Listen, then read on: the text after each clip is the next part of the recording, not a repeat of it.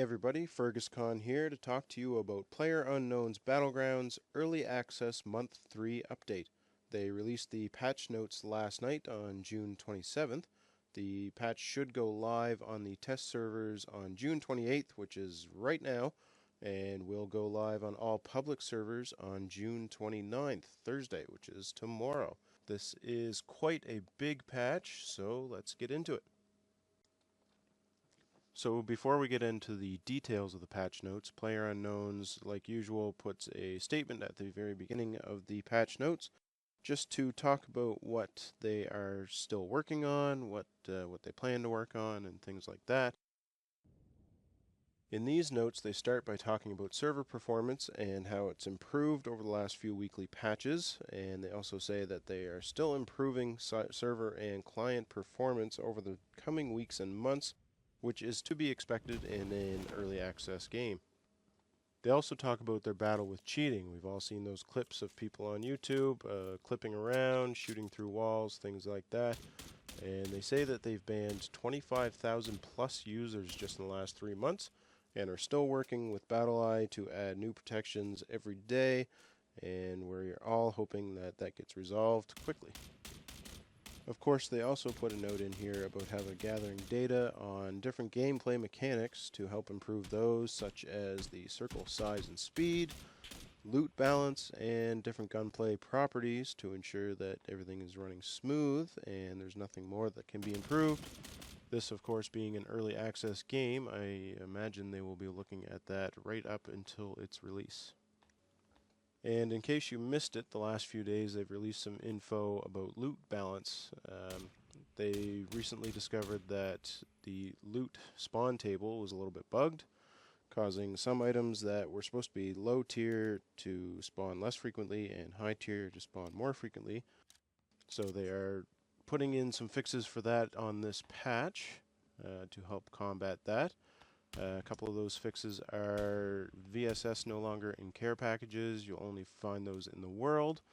Also, low probability of the assault rifle and sniper suppressors, as well as 4 times ACOG being found in crates.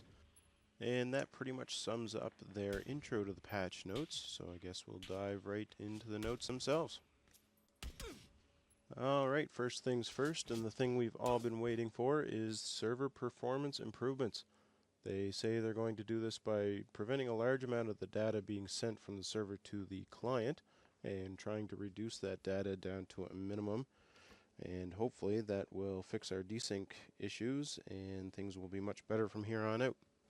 And then they move on to client performance improvements. The first thing they mention here is they've optimized the rendering of nearby characters and vehicles, hopefully reducing that FPS drop whenever we get into a close quarters battle with anyone. They've also optimized the starting plane and care packages, so hopefully those will be a little less laggy as they're flying through the air. And they've also improved the rendering of weapons from far away. They've also improved weapon animations. I don't have a whole lot of info on this, so I don't know if they've changed out reload animations or just made them smoother or what is happening here, but look forward to testing that. They've also optimized some effects, including the red zone bombs, so hopefully we will avoid the FPS drop whenever we're caught inside that red zone bombing area. They mentioned they've improved some UI features, which we will get into a little more detail later on. And lastly, for client improvements, they've mentioned they've improved rainy weather features. I don't know if that includes sound of footsteps around you or reflection off of buildings, things like that. I'm not quite sure, but it'll be interesting to see.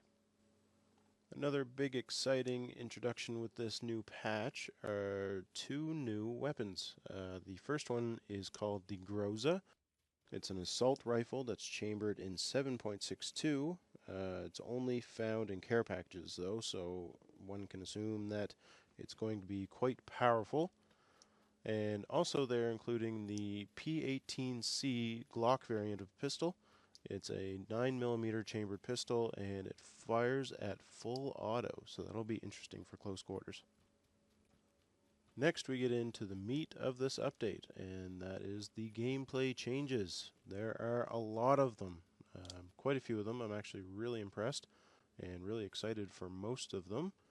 The first thing they mention are that the Vector and UMP will have burst mode, which is quite exciting, especially for the Vector where it has so much recoil and goes through a mag so fast that we'll actually be able to control our fire a little bit more. But with the UMP having burst mode, they've also increased the recoil on it.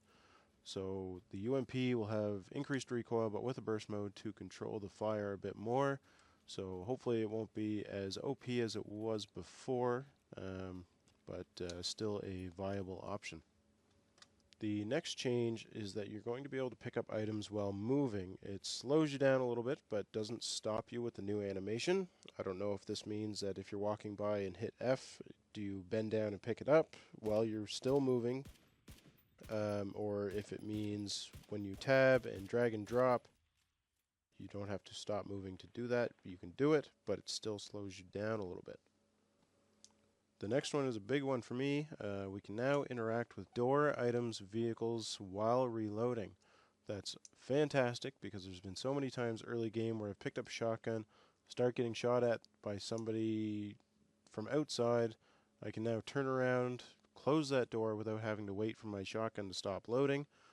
It does cancel your reload, however, but that just makes sense. But it's good that we're going to be able to interact with items while reloading. The next one is while in revive mode, your screen will gradually get desaturated. I really like this. It adds to the realism. I assume that it's going to kind of fade to black and white slowly, like old style DayZ, and that will kind of help to deter your downed teammate from peeking a ridge for you, looking around, and of course, like I said, adds to the realism. This is another exciting and highly anticipated one. They adjusted the kill count in duos and squads. So what this means is when you knock out a guy, when he goes down, before you would just get the knockout. Your teammate could swoop in, kill the guy, and your teammate would get the kill. But now, if you knock out somebody, you will get the kill. It says no matter who actually kills the guy after he's knocked out. The guy who kills him will get an assist. And what's strange about this is it says regardless of the killer. But in a dev stream last week, I believe, they said that if somebody from another team swoops in and takes the kill, then they would get that kill. But I'm not quite sure how that'll work, but it's exciting to see. Another big change that was requested quite a bit by the community is now that when you go to revive a teammate and you hit F when there's ammo or other items around, it will now actually prioritize revive, so you won't pick up that 9mm ammo when you're trying to revive your teammate in a tense situation.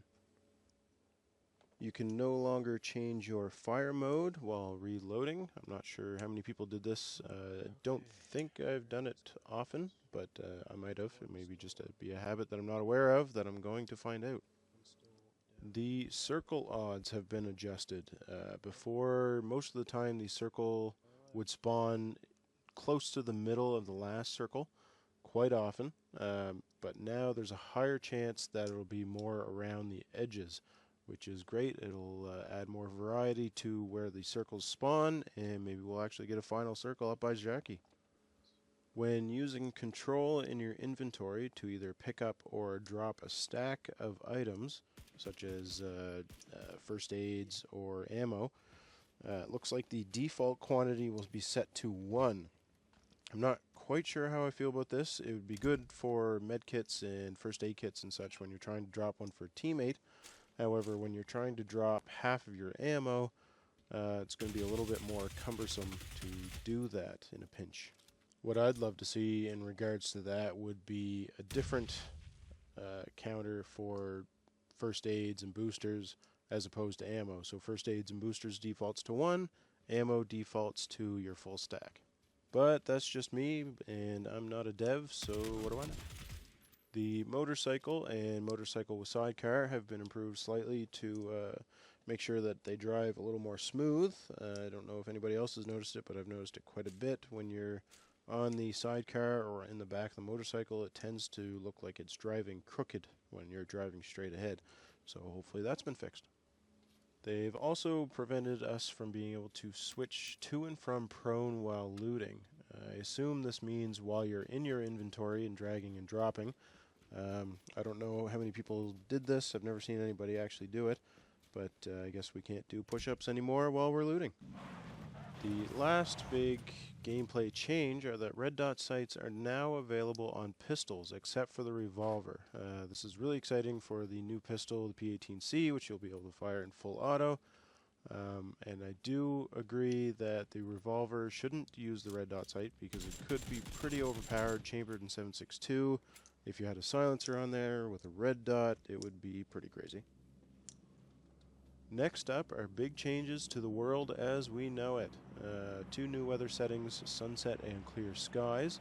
They released a trailer at E3 which featured these 2 weather settings, and they looked fantastic. I'm really interested to see what kind of dynamic concealment scenarios these provide.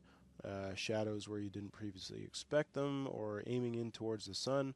I don't know if you've ever used a red dot sight and tried to look at the sun, but the red dot tends to fade away, which could make the hollow sight a much more viable selection when trying to aim into the sun. Another big world change are destructible cabins.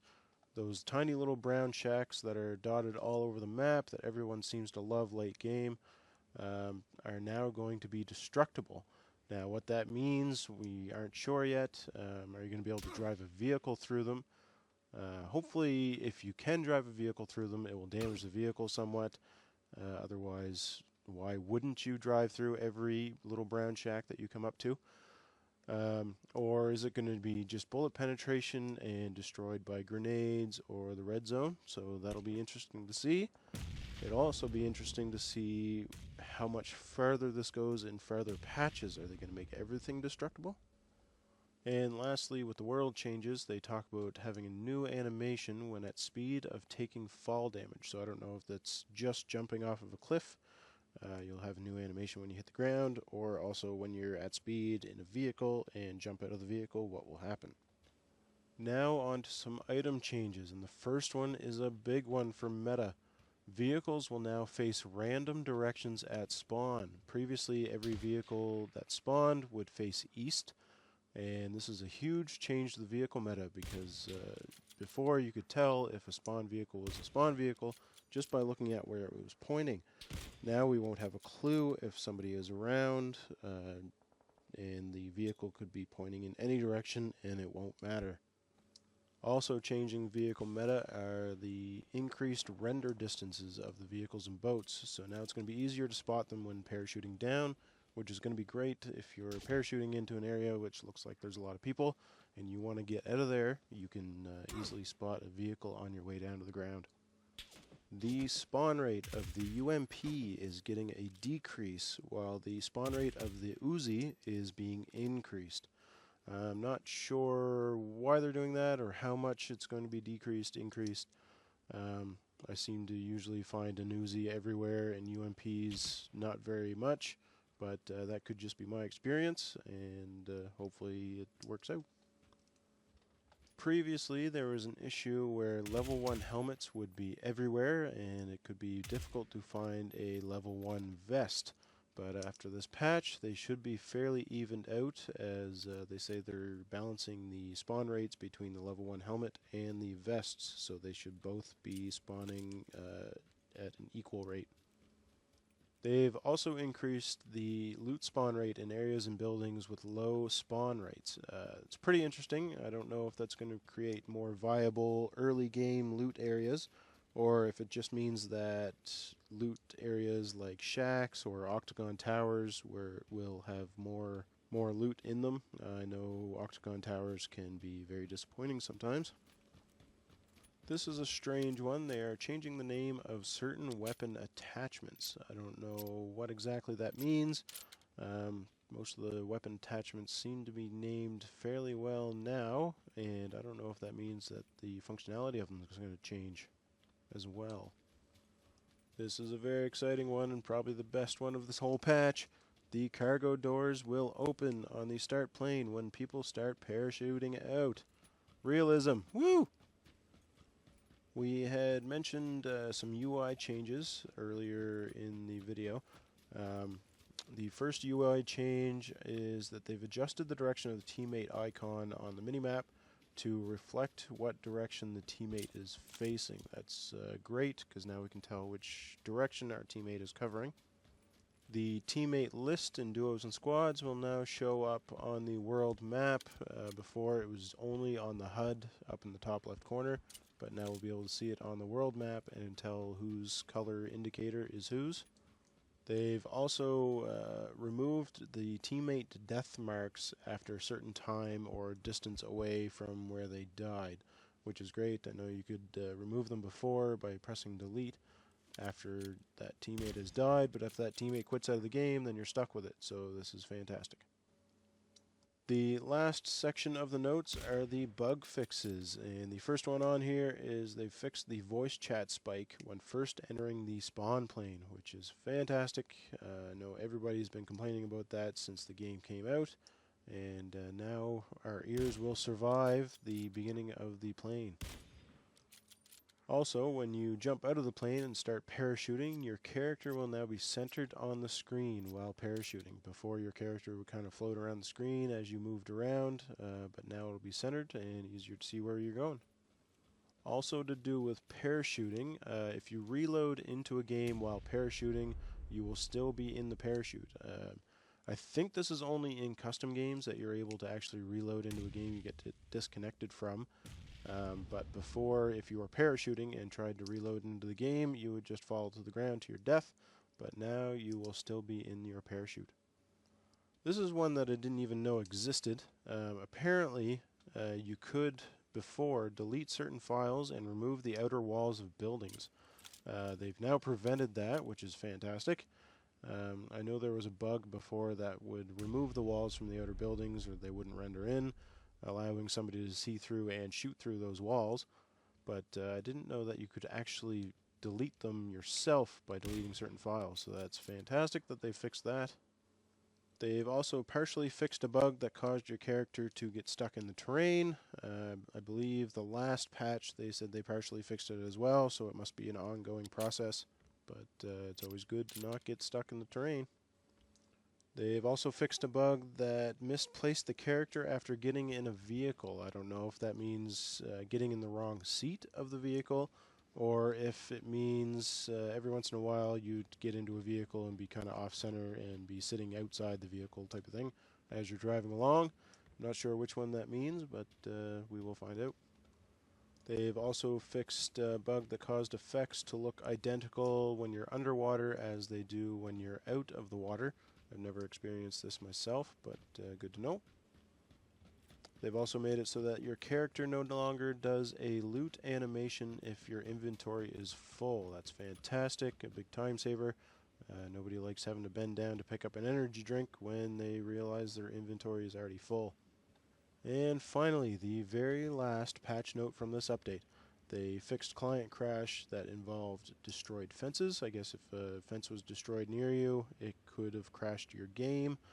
And they've also fixed invisible fences showing up after being destroyed. So that's great. No more running into invisible fences. And that is everything included in this month 3 early access update. And what an update it is.